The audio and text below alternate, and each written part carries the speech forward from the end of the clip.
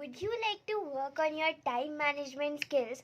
Are you someone who feels dissatisfied by the end of the day because you thought you could do too many things in a day, but just because a few things came up or maybe distractions were there, you couldn't have those ticks on your to-do list?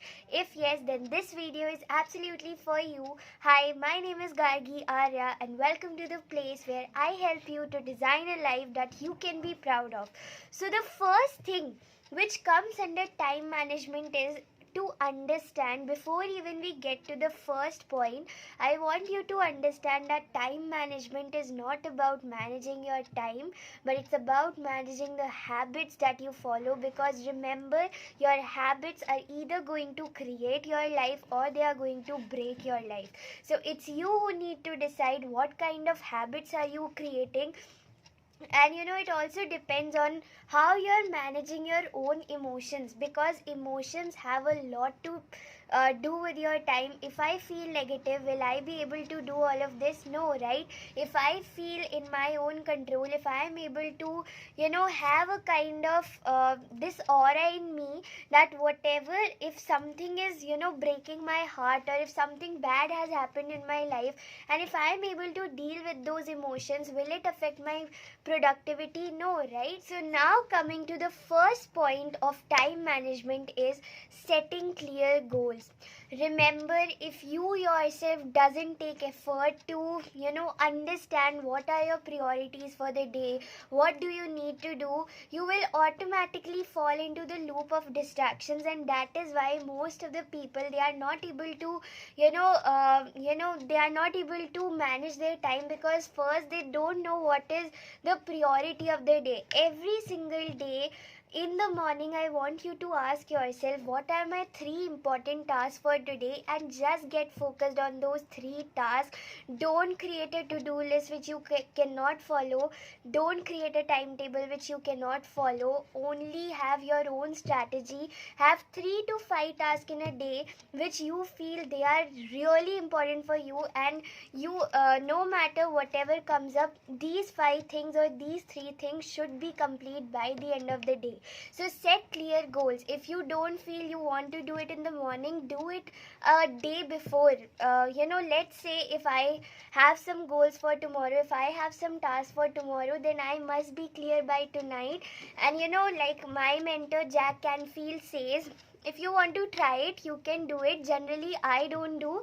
It's just like, first what we need to do is we have to be clear on our goals for the next day, and then before sleeping you actually you actually visualize those things.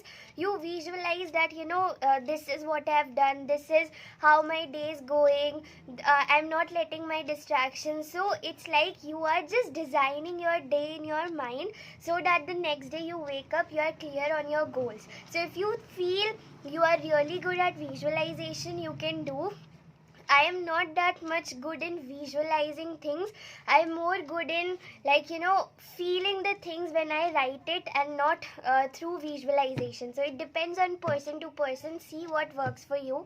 The second thing that you need to understand is to-do list. You just have to create a to-do list which you can follow.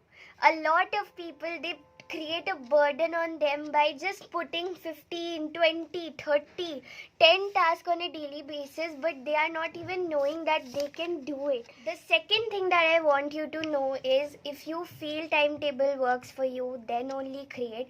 If you feel timetable doesn't work for you, don't create. Like, I am a person who doesn't like to follow any timetable. I used to do it in my early years, but right now I'm not doing it, because frankly speaking, whenever I create a timetable, I do not follow, or I'm not able to follow it, because it's too time constraints are there. Because like whenever I sit and create a timetable, it's like from 6 to 7 I have to do this, from 7 to 8 this is my maybe video time, from 8 to 10 it's my study time. So I can't follow it. What I do is I go by my priorities. If I feel my priority for the day is I can focus more on my life coaching work, I do that. If I feel it needs to be a blend of my academics and videos, then I do that. If I feel I have something coming up very important in maybe exams, then I reduce the life coaching work and I focus on my studies. So for me, it's like different priorities and different intentions for the day. You see how you need to work for it. Third thing is use a calendar. If you feel that you can be more organized by creating a calendar, by already, like I have seen a lot of people who already know their priority for the next 30 days. They are highly productive people because they know for the next 30 days they have to be focused on this. One of my mentors, Siddharth Rajshekhar, he knows he knows his priorities for the next 5 years. So it depends how you can do it. I am someone who can create such kind of goals for myself, maybe for 1 month, and if I have to create it for 1 year, then I just write down what are my goals, and based on that I create my own vision board. So third thing is to use a calendar. If you feel you can go and visualize, or maybe you can know the priorities for the next 30 days, then you go by your calendar. Fourth thing is reduce social media. Please. See, my strategy, like earlier when I started, it used to be like I'm always on social media, and it used to be I want to do something else, but because of reels, I kept on scrolling, and after 1 hour, I was like, I didn't do my work, and I just scrolled through the reels. But what I have started to follow since last couple of months is, whatever I want to do, like generally Instagram is the one social media which I use more, Insta and WhatsApp. So WhatsApp is not something which creates a disturbance, but yes, Instagram is something where reels are there, so it's like you keep on scrolling them. But when I have to take control over my time and I have to really manage it well, then what I do is I create, I follow a strategy where basically first I'll just, post. I have a post timing that maybe at 6 p.m. or by 7 p.m. I have to post. So I install Instagram, and once I'm done with it, I delete the app, and then if I have my free time at night or maybe in the morning, then I use it. So it's like I know that these point of times I don't have to use Instagram. So it's you need to decide how you are going to reduce your social media. You can also set timers on social media apps, which is a kind of reminder. Maybe like I have set a reminder of 5 to 10 minutes. So after 10 minutes, if I am on Instagram more than 10 minutes, then it gives me an automatic reminder that it's now time to close. So see how you need to reduce or take control of your social media habit. Because see, a lot of people, they feel that social media is useless. But if you are someone like a coach, creator, trainer, then for you social media is your, it's a kind of a platform where you can actually, connect with people and spread your message. So I hope if you are coach or a trainer, and if you have a message to share, you already have started sharing your story, then I hope you know the power of social media. The fourth, I think I'm discussing fourth or fifth point. Sorry, I've lost the count. The next step which comes in order to for time management is, you need to see, apart from social media, where all are you feeling distracted. A lot of people, they feel distracted not just by social media, sleep, addictions, just going and being outside every time, television, but if you are addicted to books, that's a great thing. Then a lot of people, they have different kind of addictions which actually distract them from their goal. So, and a lot of people, they are distracted because of no reason. Like sometimes I have such days in my life where the worst days, what we call them.